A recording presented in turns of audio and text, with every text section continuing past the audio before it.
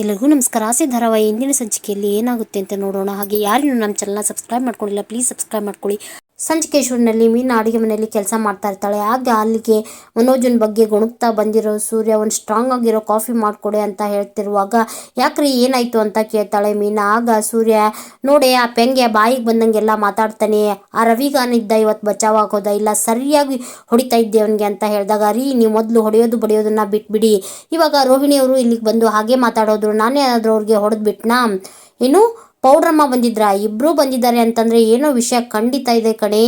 ಈ ಪೆಂಗನ್ಗೆ ಯಾವಾಗ ನಾನು ಒಂದ್ಸರಿ ಹೊಡಿತೀನೋ ಗೊತ್ತಿಲ್ಲ ಅಂತ ಹೇಳಿ ಸೂರ್ಯ ಮಾತಾಡ್ತಾ ಕೋಪದಿಂದ ಅಲ್ಲೇ ಇರೋ ಕುರ್ಚಿ ಮೇಲೆ ಕುತ್ಕೊಂಡು ಮೀನಾಗೆ ಕಾಫಿ ಮಾಡೋಕ್ಕೆ ಹೇಳ್ತಾನೆ. ಈ ಕಡೆ ರಂಗನಾಥ್ ಅವರು ನ್ಯೂಸ್ ಪೇಪರ್ ಓದ್ತಾ ಕುಳಿತಿರ್ತಾರೆ. ಆಗ ಅಲ್ಲಿಗೆ ಕೇಶವ್ ಒಬ್ಬರು ಇಬ್ಬರು ವ್ಯಕ್ತಿಗಳನ್ನ ಕರ್ಕೊಂಡ್ಬಂದು ಇಂಜಿನಿಯರ್ಸ್ ಅಂತ ಹೇಳಿ ಪರಿಚಯ ಮಾಡಿ ಕೊಡ್ತಾರೆ. ಹಾಗೆ ರೂಮ್ ಕಟ್ಟೋ ಜಾಗನ ಅಳತೆ ಮಾಡೋಣ ಬಾ ಅಂತ ಹೇಳಿ ರಂಗನಾಥ್ ಅವ್ರಿಗೆ ಹೇಳಿದಾಗ ಅಲ್ಲಿಗೆ ಶಾಂತಿನೂ ಸಹ ಬಂದು ಯಾರಿವರು ಅಂತ ಕೇಳಿದಾಗ ಇಂಜಿನಿಯರ್ಸ್ ಅಂತ ಹೇಳ್ತಾ ರಂಗನಾಥ್ ಅವರು ಸಹ ಹೊರಗಡೆ ಹೋಗ್ತಾರೆ.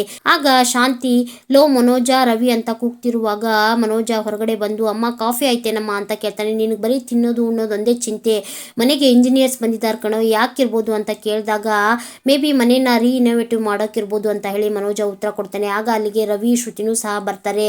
ಇದೆಲ್ಲ ಇಲ್ಲೇ ಕೂತ್ಕೊಂಡು ನೋಡಿದ್ರೆ ಆಗಲ್ಲ, ಹೋಗಿ ನೋಡೋಣ ಬನ್ನಿ ಅಂತ ಹೇಳಿ ಶಾಂತಿ ಅವರೆಲ್ಲಾನು ಕರ್ಕೊಂಡು ಮನೆ ಹೊರಗಡೆ ಬರ್ತಾ ಇರ್ತಾರೆ. ಮೀನಾನು ಸಹ ಸೂರ್ಯನ್ಗೆ, ರೀ ಮಾವ ಮನೆಗೆ ಇಂಜಿನಿಯರ್ಸ್ ನ ಕರ್ಸಿದಾರಂತೆ, ಯಾಕಿರ್ಬೋದು ಬನ್ನಿ ಹೊರಗಡೆ ಹೋಗಿ ನೋಡೋಣ ಅಂತ ಹೇಳಿ ಅವರು ಸಹ ಹೊರಗಡೆ ಬರ್ತಾರೆ. ಇಂಜಿನಿಯರ್ಸ್ ಅಳತೆ ಮಾಡ್ತಿರೋದನ್ನ ನೋಡಿದಂತ ಮನೋಜ, ಮೇ ಬಿ ಅಮ್ಮ ಅಪ್ಪ ಈ ಮನೇನ ಮಾರ್ತಿರ್ಬೋದು ಅಂತ ಹೇಳಿ ಶಾಂತಿ ಅವ್ರಿಗೆ ಹೇಳಿದಾಗ, ಅದೇಗೋ ಮಾರ್ಬಿಡ್ತಾರೆ, ಇದು ನಮ್ಮಪ್ಪ ನನಗೆ ಕೊಟ್ಟಿರೋದು, ಅದೇಗ ಅವರೊಬ್ಬರೇ ಮಾರಕ್ಕಾಗುತ್ತೆ ಅಂತ ಹೇಳಿ ಶಾಂತಿ ಮನೋಜ್ಗೆ ಬೈತಾರೆ. ಆಗ ರವಿ, ಲೋ ಪೆಂಗ್ಯ, ಅಪ್ಪ ರೂಮ್ ಕಟ್ಸೋಕಂತ ಜಾಗನ ಅಳತೆ ಮಾಡಿಸ್ತಿದ್ದಾರೆ ಅಂತ ಹೇಳ್ತಿರ್ತಾನೆ.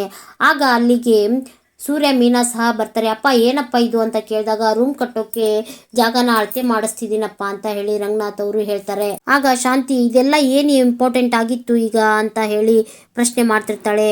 ನಿನಗೆ ಇದೆಲ್ಲ ಮುಖ್ಯ ಅಲ್ಲ ಕಣೆ, ಯಾಕಂದರೆ ನೀನು ಬೆಚ್ಚಗೆ ಒಳಗಡೆ ಮಲ್ಕೊತಿದ್ಯಲ್ಲ, ಅದಕ್ಕೆ ನಿನಗೆ ಇದೆಲ್ಲ ಮುಖ್ಯ ಆಗಲ್ಲ. ಸರ್ ಇದಕ್ಕೆಲ್ಲ ಎಷ್ಟು ಖರ್ಚಾಗ್ಬೋದು ಅಂತ ಹೇಳಿ ಇಂಜಿನಿಯರ್ಸ್ ಕೇಳಿದಾಗ, ನಾನು ಕೊಟೇಶನ್ ಕೊಡ್ತೀನಿ ಸರ್, 5 ಲಕ್ಷ ಆಗ್ಬೋದು ಅಂತ ಹೇಳಿ. ಆಗ ಕೇಶವ್, ಸರಿ ಆಯಿತು ರಂಗನಾಥ, ನೀನು ದುಡ್ಡು ಅಡ್ಜಸ್ಟ್ ಆದಮೇಲೆ ಹೇಳು, ನಾನು ಇವ್ರನ್ನ ಕರ್ಕೊಂಬರ್ತೀನಿ ಅಂತ ಹೇಳಿ ಅವರು ಸಹ ಅಲ್ಲಿಂದ ಹೊರಡ್ತಾರೆ. ಈ ಕಡೆ ಮನೆಯವರೆಲ್ಲರೂ ಹಾಲಲ್ಲಿ ಸೇರಿರ್ತಾರೆ. ಆಗ ಮನೋಜ, ಅಪ್ಪ ಈಗ ಕಟ್ಟಿಸ್ತಾ ಇರೋ ರೂಮು ನಾವಿರೋ ರೂಮ್ಗಿಂತ ದೊಡ್ಡದಾಗಿದೆಯಾ? ಹಾಗೇನಾದರೂ ಇದ್ದರೆ ಆ ರೂಮಲ್ಲಿ ನಾನು ರೋಹಿಣಿ ಇದ್ಬಿಡ್ತೀವಿ ಅಂತ ಹೇಳಿದಾಗ ಅಲ್ಲೇ ಇರುವ ರವಿಗೆ ಕೋಪ ಬಂದು, ಏನೋ ಮನೋಜ ನೀನು ಸ್ವಲ್ಪನೂ ಮರ್ಯಾದೆ ಇಲ್ದೇರೆ ಮಾತಾಡ್ತಿದ್ಯಲ್ಲೋ, ನೀನು ಯಾವಾಗಲೂ ಚಲೋದನ್ನೇ ತಗೋಬೇಕು, ಕೆಟ್ಟದ್ದನ್ನು ಸೂರ್ಯ ಕೊಡ್ತೀಯಾ ಅಂತ ಹೇಳಿ ಮಾತಾಡ್ತಿರುವಾಗ, ಹೌದು ಕಣೋ, ನಾನು ದೊಡ್ಡ ಬಿಸ್ನೆಸ್ ಮ್ಯಾನು, ಈ ಮನೇಲಿ ಹೆಚ್ಚಿಗೆ ದುಡಿತಿರೋದೇ ನಾವು ಅಂತ ಹೇಳ್ದಿರುವಾಗ ಅಲ್ಲಿರುವ ರಂಗನಾಥ್ ಅವ್ರಿಗೆ ಕೋಪ ಬಂದು, ಇಬ್ಬರು ಗಂಡ ಹೆಂಡತಿಗೆ ಕೊಂಬಿದ್ಯಾ ಅಂತ ಹೇಳಿ ಬೈತಾ ಇರ್ತಾರೆ. ಆಗ ರೋಹಿಣಿ, ಅದು ಹಾಗಲ್ಲ ಮಾವ, ಇವ್ರಿಗೆ ರೂಮ್ ಕಟ್ಸೋಕಂತ ನಾವ್ಯಾಕೆ ದುಡ್ಡು ಕೊಡಬೇಕು ಅಂತ ಹೇಳಿ ಪ್ರಶ್ನೆ ಮಾಡ್ತಾಳೆ. ಆಗ ರಂಗನಾಥ್ ಅವರು, ಇವ್ರಿಗೆ ರೂಮ್ ಕಟ್ಸೋಕೆ ನಾನು ದುಡ್ಡು ಕೇಳಿಲ್ಲ, ಈ ಮನೆಗೆ ದುಡ್ಡು ಕೊಡಿ ಅಂತ ಕೇಳ್ತಾ ಇದ್ದೀನಿ. ಹೌದಮ್ಮ, ನೀವು ನನಗೆ ಇನ್ನೂ ಕೊಡಬೇಕಾಗಿದ್ದು 27 ಲಕ್ಷ ಕೊಟ್ಟಿಲ್ಲ, ಆ ದುಡ್ಡಲ್ಲೇ ನೀವು ಬಿಸ್ನೆಸ್ ಸ್ಟಾರ್ಟ್ ಮಾಡಿದ್ದೀರಾ, ನಾನೇನಾದರೂ ನನ್ನ ದುಡ್ಡು ಕೊಡಿ ಅಂತ ಕೇಳಿದ್ನಾ? ಇಲ್ವಲ್ಲ ಅಂತ ಹೇಳಿ ರಂಗನಾಥ್ ಅವರು ಹೇಳ್ತಿರ್ತಾರೆ. ಆಗ ಶಾಂತಿ, ಅಲ್ಲ ರೀ, ನಿಮಗೆ ಕೆಲಸ ಇಲ್ಲ ಕಾರ್ಯ ಇಲ್ಲ, 5 ಲಕ್ಷ ಯಾರಿಗೆ ಕೊಡ್ತಾರೆ, ಯಾವ ಆಧಾರದ ಮೇಲೆ ಕೊಡ್ತಾರೆ ಅಂತ ಕೇಳಿದಾಗ, ಈ ಮನೆ ಇದೆಯಲ್ಲ, ಈ ಮನೇನ ಅಡ ಇಟ್ಟು ಅದ್ರ ಮೇಲೆ ಲೋನ್ ತೊಗೊತೀನಿ, ಇವರೆಲ್ಲ ಕೊಡೋ ದುಡ್ಡಲ್ಲಿ ಲೋನ್ ತೀರಿಸ್ಕೊಳ್ತಾ ಹೋಗ್ತೀನಿ ಅಂತ ಹೇಳಿ ರಂಗನಾಥ್ ಅವರು ಹೇಳ್ತಾರೆ. ಆಗ ಶಾಂತಿ, ಇವಳಿಗೆ ಯಾಕೆ ಬೇಕ್ರಿ ಇಟ್ಟಿಗೆ ಮನೆ? ಆಗ ಮೀನಾ, ಮಾವ ನಮಗೇನು ರೂಮಿನ ಅವಶ್ಯಕತೆ ಇಲ್ಲ, ನಾವು ಹೊರಗಡೆ ಮಲ್ಕೋತೀವಿ, ಪರವಾಗಿಲ್ಲ ಅಂತ ಹೇಳ್ತಿರ್ತಾಳೆ. ಆಗ ಸೂರ್ಯನೂ ಸಹ, ಹೌದು ಅಪ್ಪ, ನಮಗೇನು ರೂಮ್ ಅವಶ್ಯಕತೆ ಇಲ್ಲ, ನಾವು ಹಾಲಲ್ಲೋ ಅಥವಾ ಅಡುಗೆ ಮನೆಯಲ್ಲೋ ಅಡ್ಜಸ್ಟ್ ಮಾಡ್ಕೊಂಡು ಮಲ್ಕೋತೀವಿ, ರೂಮ್ಗೋಸ್ಕರ ನೀನು ಕೆಟ್ಟೋರಾಗೋದು ಬೇಡ ಅಂತ ಹೇಳಿ ಹೇಳಿದಾಗ, ಅದು ಹಾಗಲ್ಲ ಕಂದ ಅಂತ ಹೇಳಿ ರಂಗನಾಥ್ ಅವರು ಹೇಳ್ತಿರ್ತಾರೆ. ಆಗ ಶಾಂತಿ, ಅವ್ರಿಗೆ ಬೇಡವಂತೆ, ಹೋಗ್ಲಿ ಬಿಡಿ ಅಂತ ಹೇಳಿ ಮಾತಾಡ್ತಿರುವಾಗ, ನೀನು ಮನುಷ್ಯಳೇನೆ, ನೀನು ತಾಯಿ ಆಗೋದಕ್ಕಂತೂ ಲಾಯಕ್ಕಿಲ್ಲ ಅನಿಷ್ಟವೇ, ಆದರೆ ಮನುಷ್ಯಳಾಗಾದರೂ ಸ್ವಲ್ಪ ಯೋಚನೆ ಮಾಡು, ಆ 2 ತಲೆಗಳಿಗೆ ನೆರಳು ಬೇಡವೇನಂತ ಹೇಳಿದಾಗ, ಯಾರ್ರೀ ಬೇಡ ಅಂದರು, ಅಲ್ಲೇ ಗುಡಿಸ್ಲಲ್ಲಿ ಎಲ್ಲೋ ಬಿದ್ಕೋತಾರೆ ಬಿಡಿ ಅಂತ ಹೇಳಿ ತುಂಬ ಕೇವಲವಾಗಿ ಮೀನಾ ಹಾಗೂ ಮೀನಾ ಅವ್ರ ಮನೆ ಬಗ್ಗೆ ಮಾತಾಡ್ತಾಳೆ ಶಾಂತಿ. ಆಗ ಮೀನಾಗೆ ಕೋಪ ಬರುತ್ತೆ. ಯಾಕತ್ತೆ ನಮ್ಮ ಮನೆಯವ್ರ ಬಗ್ಗೆ ಮಾತಾಡದೇ ಇದ್ರೆ ನಿಮಗೆ ತಿಂದನ್ನ ಅರ್ಗೋದೇ ಇಲ್ವಾ ಅಂತ ಹೇಳಿ ಜೋರಾಗಿ ಮಾತಾಡೋಕ್ಕೆ ಶುರು ಮಾಡ್ತಾಳೆ ಮೀನಾ.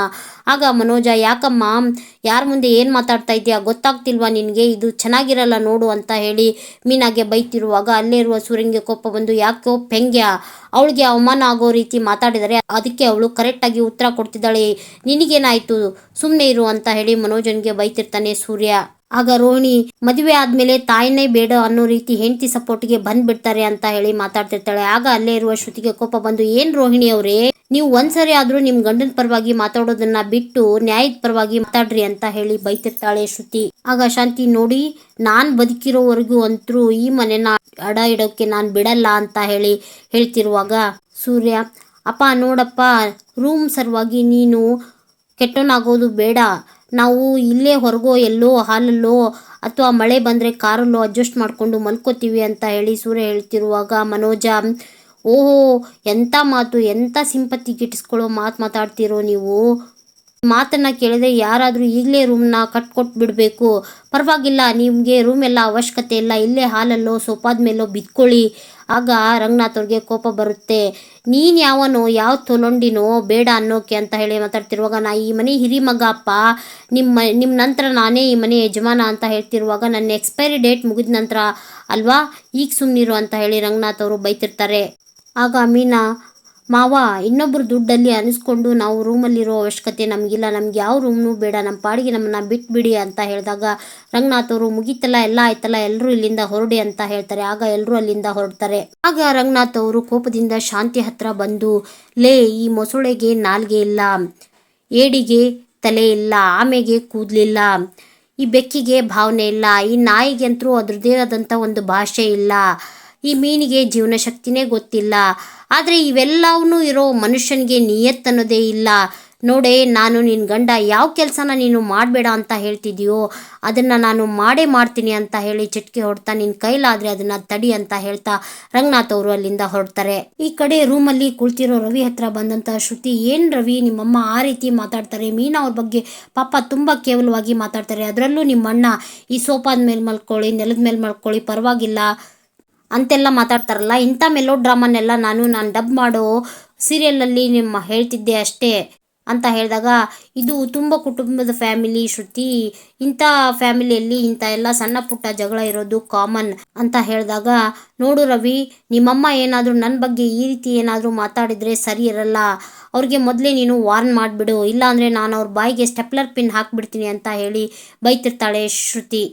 ಈ ಕಡೆ ರಂಗನಾಥ್ ಅವರು ರೂಮಲ್ಲಿ ಯೋಚನೆ ಮಾಡ್ತಾ ಓಡಾಡ್ತಾ ಇರ್ತಾರೆ. ಆಗ ಶಾಂತಿ, ನೋಡಿ, ನೀವು ಅವ್ರ ಸಲುವಾಗಿ ಸಾಲ ಮಾಡಿ ಅವ್ರಿಗೆ ರೂಮ್ ಕಟ್ಸೋಕ್ಕೋಸ್ಕರ ಏನಾದರೂ ಸಾಲ ಮಾಡಿಕೊಂಡ್ರೆ ನಿಮ್ಮ ತಲೆ ಮೇಲೆ ನೀವೇ ಚಪ್ಪಡಿ ಕಲ್ಲು ಹಾಕ್ಕೊಂಡಂಗೆ ಯೋಚನೆ ಮಾಡಿ ಅಂತ ಹೇಳ್ತಿರುವಾಗ, ಸಾಕು ಸುಮ್ಮನಿರೇ, ಮಕ್ಕಳು ಮುಂದೆ ಬೇಡವಾದದ್ದನ್ನೆಲ್ಲ ಮಾತಾಡಿ ಒಬ್ಬರ ಮೇಲೆ ಒಬ್ಬರಿಗೆ ದ್ವೇಷ ಹುಟ್ಟೋ ಹಾಗೆ ಮಾಡಿದೀಯಾ, ನೀನೇ ಹೆತ್ತ 3 ಮಕ್ಕಳಲ್ಲಿ ಭೇದ ಭಾವ ಮಾಡ್ತಾ ಇದೀಯಾ, ಸಾಧ್ಯವಾದರೆ ನೀನು ನಿನ್ನನ್ನು ಬದಲಾಯಿಸ್ಕೋ.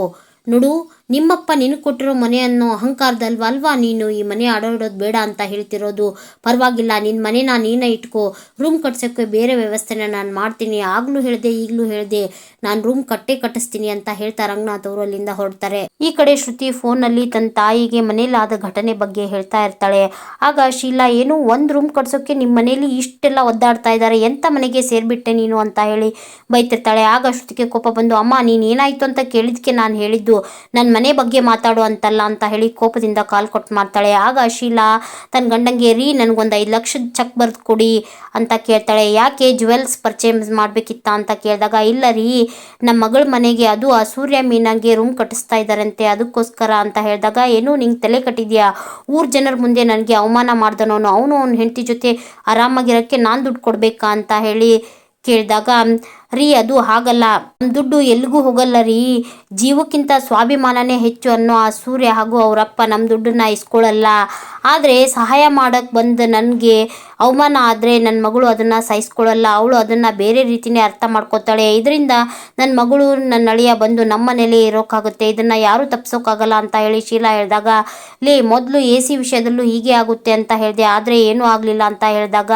ಶೀಲಾ, ರೀ, ಇದು ತಾಯಿ ಸೆಂಟಿಮೆಂಟ್ ರೀ, ಖಂಡಿತ ವರ್ಕೌಟ್ ಆಗುತ್ತೆ, ನೀವು ನಾವು ದುಡ್ಡು ಕೊಡಿ ಅಷ್ಟೇ, ಮುಂದಿದ್ನು ನಾನು ನೋಡ್ಕೋತೀನಿ ಅಂತ ಹೇಳಿದಾಗ, ಸರಿ ಆಯಿತು ಬಾ ಅಂತ ಹೇಳಿ ಶ್ರುತಿ ಅಪ್ಪ ಚೆಕ್ ಕೊಡ್ತಾರೆ. ರಂಗನಾಥ್ ಅವರು ಬುಕ್ ಓದ್ತಾ ಕುಳಿತಿರ್ತಾರೆ. ಆಗ ಅಲ್ಲಿಗೆ ಬಂದ ಶೀಲಾ, ಬೀಗ್ರೆ ಅಂತ ಕೂಗ್ತಾ ಬರ್ತಾರೆ. ಆಗ ರಂಗನಾಥ್ ಅವರು ಶೀಲಾ ಅವ್ರನ್ನ ವಿಚಾರಿಸ್ಕೊತಾರೆ. ಆಗ ಮನೆಯವರೆಲ್ಲರೂ ಅಲ್ಲಿ ಸೇರ್ತಾರೆ. ಏನಮ್ಮ, ಏನು ವಿಷಯ ಅಂತ ಹೇಳಿ ರಂಗನಾಥ್ ಅವರು ಕೇಳಿದಾಗ, ಅದು ಶ್ರುತಿ ಫೋನ್ ಮಾಡಿದ್ಲು, ಏನೋ ಮನೆಯಲ್ಲಿ ರೂಮ್ ಕಟ್ಟಿಸ್ತಾ ಇದ್ದಾರಂತೆ ಅಂತ ಹೇಳಿದ್ಲು ಅಂತ ಹೇಳಿದಾಗ, ಹೌದಮ್ಮ, ಕಟ್ಟಿಸೋಕೆ ಅಂತ ಪ್ಲ್ಯಾನ್ ಮಾಡಿದ್ದೇವೆ, ಅನುಕೂಲ ನೋಡಿಕೊಂಡು ಕಟ್ಟಿಸ್ಕಿರ್ತೇವೆ ಅಂತ ರಂಗನಾಥ್ ಅವರು ಹೇಳಿದಾಗ, ಅನುಕೂಲ ಅಂದರೆ ದುಡ್ಡು ಕಾಸಿನ ಸಮಸ್ಯೆ ಅಲ್ವಾ ಅಂತ ಕೇಳ್ತಾಳೆ. ಹೌದಮ್ಮ ಅಂತ ಹೇಳಿದಾಗ, ಅದಕ್ಕೋಸ್ಕರನೇ ನಮ್ಮ ಮನೆಯವರು ಪಾಪ ನೀವು ವಯಸ್ಸಾಗಿದೆ, ರಿಟೈರ್ಮೆಂಟ್ ಬೇರೆ ಆಗಿದೆ, ನೀವು ಯಾಕೆ ಕಷ್ಟಪಡಬೇಕು ಅಂತ ಹೇಳಿ ಅವರೇ ಚೆಕ್ ಕೊಟ್ಟು ಕಳಿಸಿದ್ದಾರೆ ಅಂತ ಹೇಳಿದಾಗ ಅಲ್ಲೇ ಇರುವ ಶಾಂತಿಗೆ ತುಂಬ ಖುಷಿ ಆಗುತ್ತೆ. ಆಗ ಶ್ರುತಿ ಬಗ್ಗೆ ಹೊಗಳ್ತಾ, ಇವಳು ನಮ್ಮ ಮನೆ ಮಹಾಲಕ್ಷ್ಮಿ ರೀ, ಚೆಕ್ನ ಇಸ್ಕೊಳ್ಳಿ ಅಂತ ಹೇಳ್ತಿರುವಾಗ ರಂಗನಾಥ್ ಅವರು ಕೋಪ ಮಾಡ್ಕೋತಾರೆ. ಆಗ ಮನೋಜ, ಏನು ರವಿ, ನಮ್ಮ ಮಾವ ನಮಗೆ ಲಕ್ಷ ಲಕ್ಷ ಕಟ್ ಕಳಿಸ್ದಾಗೆ ನಿಮ್ಮ ಮಾವನು ನಿಮಗೆ ಕಟ್ ಕಳಿಸ್ತಾ ಇದ್ದಾರಲ್ಲ ಅಂತ ಹೇಳ್ತಿರುವಾಗ, ನೀನು ಸುಮ್ಮನೆ ಇರೋ ಶ್ರುತಿ, ನೀನು ರೂಮ್ ಕಟ್ಟಿಸ್ತಾ ಇದೆಯಾ ಅಂತ ಹೇಳಿದ್ಯಾ ಅಥವಾ ದುಡ್ಡು ಬೇಕು ಅಂತ ಕೇಳ್ದ? ಇಲ್ಲ ರವಿ, ನಾನು ದುಡ್ಡು ಬೇಕು ಅಂತ ಕೇಳಿಲ್ಲ ಅಂತ ಶ್ರುತಿ ಹೇಳ್ತಾಳೆ.